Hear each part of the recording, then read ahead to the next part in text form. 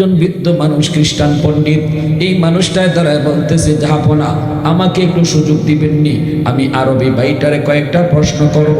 কয় ঠিক আছে তুমি প্রশ্ন করো।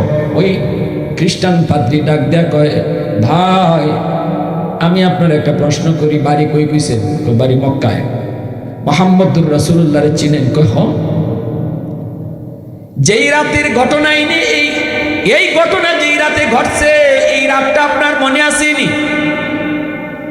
আবু সুফিয়ান কয় মনে থাকবে না কেন, গেল রজব মাসের 26 তারিখ দিবাগত রাত। সাথে সাথে ওই খ্রিস্টান পণ্ডিত কয়, জাহাপনা এটা যদি রজব মাসের 26 তারিখ দিবাগত রাতের ঘটনা হয়, ওই রাতের জ্বলন্ত সাক্ষী হইলাম আমি নিজে। কেমনে?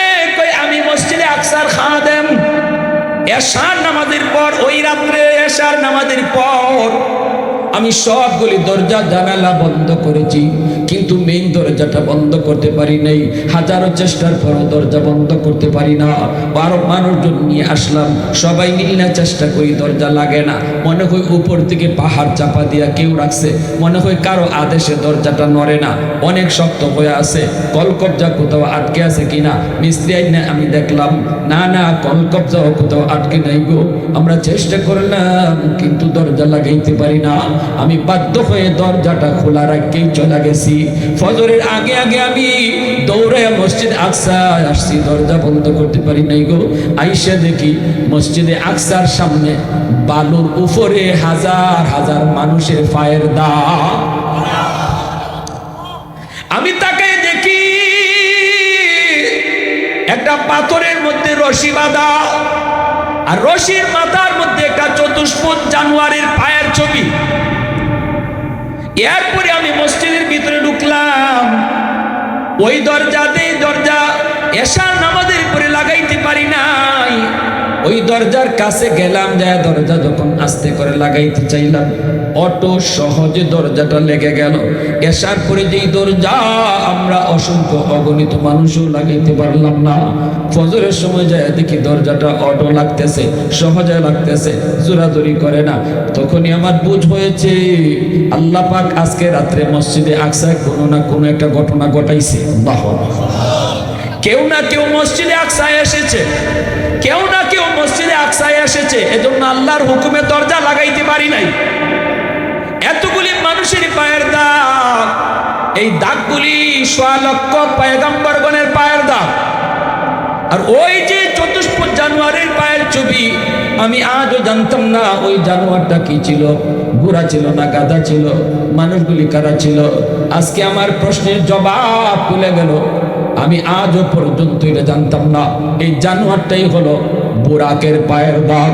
আমার রাসূল মুহাম্মদুর রাসূলুল্লাহকে আল্লাহ পাক মসজিদে আকসায় হাজির করেছেন। ওই রাত্রে 1.25 লক্ষ পয়গম্বর হাজির ছিলেন, নবী ইমামতি করেছেন, সকল নবী তার পিছনে নামাজ পড়েছে, এজন্য দরজা বন্ধ করতে পারি নাই। আজ আমার পরিষ্কার হয়ে গেল, অতএব আমি আর দেরি করতে চাই না।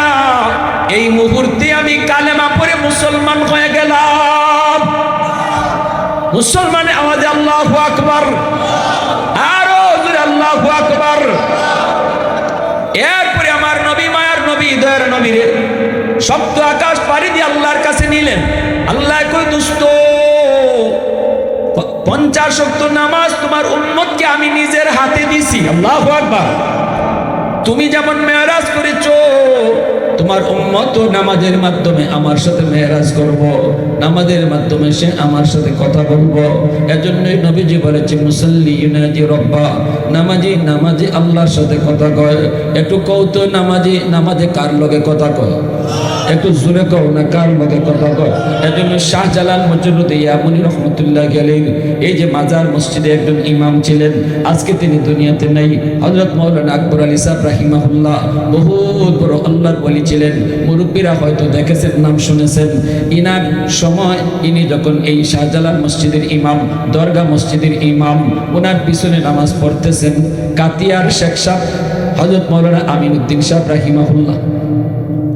কাতিয়ার সাহেব নামাজ পড়েন, কাতিয়ার সাহেবের জবানে আমি শুনছি, কাতিয়ার সাহেব দরগার ইমাম সাহেবের পিছনে নামাজে দাঁড়াইছেন, দরগার ইমাম সাহেব রুকু থেকে সোজা হয়ে দাঁড়ালেন না, অথচ রুকু থেকে সোজা হয়ে দাঁড়ানো ওয়াজিব। রুকু থেকে সোজা হয়ে না দাঁড়াইলে নামাজ হইতো না, দুই সেজদার মাঝখানে সোজা হয়ে না বইলে নামাজ হইতো না। অথচ দরগার ইমাম সাহেব দেখা যায় সোজা হইয়া না দাঁড়াইয়া কোনো রকম রুকু থেকে মাথাটা উঠাইয়া তিনি সাজদায় চলে যান। এইবার নামাজ শেষ হলে পরে দরগার ইমাম সাহেবরে কারো সাহস নাই এটা জিগাইতো, কিন্তু খাতিয়ার সাহেব ইনি তো জিগাইতে পারবা, কারণ ওলি ওলি রে চিনে। দুইটা বলতেছে হযরত আপনি রুকু থেকে সোজা হয়ে দাঁড়ান না কেন? এই কথা বলতেই দরগার ইমাম সাহেব কয় ইন্না লিল্লাহ, কোন কি আমি সোজা হয়ে দাঁড়াই না? কয় না। ইমাম সাহেব কান্দা শুরু করে দিয়েছে, মালিক তুমি আমার মাফ করো। খাতিয়ার সাহেব কয় কানবেন পরে আগে কন, কেন এমন কয়? আপনি কি মাসালা জানেন না? কয় জানি তো। তাহলে সোজা হয়ে দাঁড়ান না কেন? ইমাম সাহেব কয় হযরত আমি সেজদার জায়গা ছায়া দেখি আমার আল্লাহর ফাও দেখা যায়, সেজদার জায়গা ছায়া দেখি আল্লাহর কুদরতি পাও, ওই আল্লাহর ফাও দেখা মাত্রই আমি বেহুশ হয়ে যাই। কোথায় দাঁড়ায় আছি আমার হুঁশ থাকে না, কত তাড়াতাড়ি আল্লাহর ফাও সেজদা দিতাম। এজন্য আমি কই খাড়া আছি আমার হুঁশ থাকে না, দ্রুত সেজদায় চলে যাই। এজন্য বলি যুবক আমার, নবীর আল্লাহ 50 ওয়াক্ত নামাজ দিয়া দিছি, নবীজি তো মহা খুশি। উম্মতের নামাজে আল্লাহর লগে কথা কইব, উম্মতের লাগি মেরাজ পাইলিছেন, নবী তো খুশি, নবী চইলা আসতেছে। এইবার আল্লাহ পাকের মন মানে না, আল্লাহর মন চায় দুস্তরে আল্লাহ আরো কিছু সময় দেখতো, দুস্তর লগে আল্লাহ কিছু সময় কথা কইতো, আরো মন বইরা আল্লাহ দুস্তরে দেখতো। কিন্তু দুস্ত তো জায়গা, নামাজ লইয়া জায়গা। আল্লাহ কয় মুসা আমার দোস্তরে বুঝায় শুনে ফেরত পাঠাইও, আমি আল্লাহ আরো কিছু সময় কথা কইব। মুসা নবী কয় নবী গো 50 ওয়াক্ত পারতো না, কমায় আনেন। নবীজি আবার আসলেন, আল্লাহ জিজ্ঞেস করে দোস্ত কেন আইছো? আল্লাহ কুদরতি মুস্কি হাসি দিয়ে কয় দোস্ত কেন আইছো? নবী হাসিয়া হাসিয়া কয় আল্লাহ বেশি হয়ে গেছি গে, কমাই দেও। আল্লাহ এখন নেও 5 ওয়াক্ত কমাইলাম। 45 ওয়াক্ত নিয়ে নবী চলে আসে, আল্লাহ পাকের তখনও মন পড়ছে না। আল্লাহ কয় মুসা রে, ও মুসা আমার দোস্ত জায়গা, আমার দোস্তর লগে আমি আরো কিছু সময় কথা কইব, দোস্তরে আবার ফেরত পাঠায় দিও। মুসা নবী কয় না গো নবী আরো কমান। নবী আবার আসলেন, এইভাবে নবী আইলেন আর গেলেন 9 বার। যতবার গেছে আল্লাহ ততবারই ফাঁস করে কমাইছে। একবারে 45 আল্লাহ কমাইছে না, 9 বারে 45 কমাইছে। প্রশ্ন হলো কেন? একটাই, আমি কইতাম না আমি কেনে আইছি, তুমি কও আমি কেনে আইছি। আল্লাহ কয় দোস্ত 5 ওয়াক্ত বেশি কষ্ট হইতো না, এরপরও তুমি যখন আইছো তোমার সান্ত্বনা দিই দোস্ত, তোমার উম্মতরে আমি আল্লাহ ডাক্কা ডাক্কা নামাজ পড়াইয়া নিব। মসজিদের মিনার থেকে মুয়াজ্জিন নাও, আমি আল্লাহ তোমার উম্মতরে ডাকবো। আল্লাহু আকবার জোরে কও।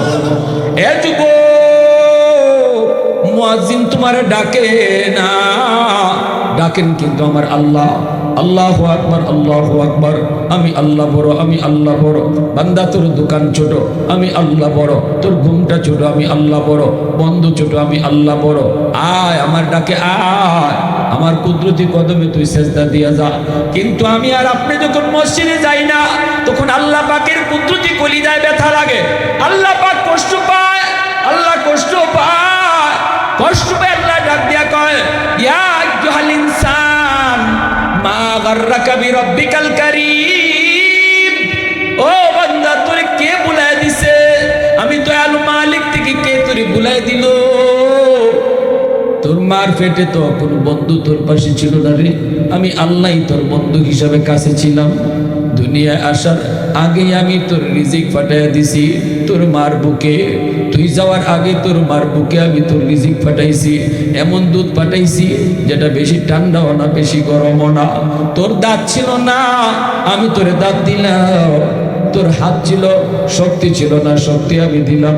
পা ছিল, হাঁটার ক্ষমতা ছিল না, সময় মতো পায়ে শক্তি দিলাম। বান্দা বল আমি কোন জিনিসটা তোর সময় মতো দিছি না? যখন তোর কেউ ছিল না তখন ছিলাম আমি, এখন তোর সব হয়ে গেছে। উপর হয়ে গেছি আমি। আল্লাহ পাক রব্বুল আলামিন কয় কিয়ামতের ময়দানে নামাজি বান্দারা আল্লাহ পাকের ফাও দেখে সেজদায় পড়ব, কিন্তু যারা নামাজ দুনিয়াতে পড়ছে না এরা আল্লাহর ফাও দেখার পরেও সেজদা দিতে পারতো না, ফিট বেকা হইতো না। কারণ দুনিয়াতে নামাজ পড়া যারা ফিট বেকা করছে হাসরের মাঠে এরা ফিট বেকা হইব।